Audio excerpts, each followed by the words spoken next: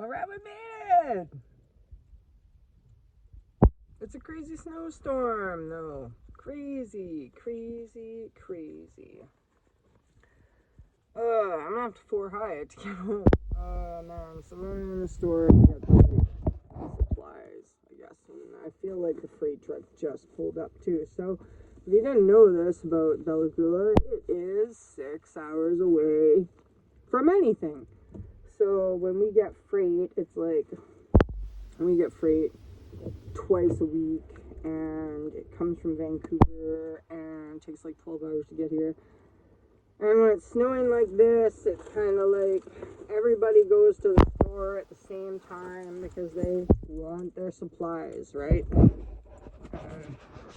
It kind of looks like I might be SOL because it looks like the truck is just backing up. And it always takes everybody at the store a few hours to get their shies together, right? I used to work here though, so I shouldn't be a douche. But I worked here for a different boss, my buddy Raji, and he worked for a long, long time. So look at that snow today. Snow. Right? So good. And that's what it looks like.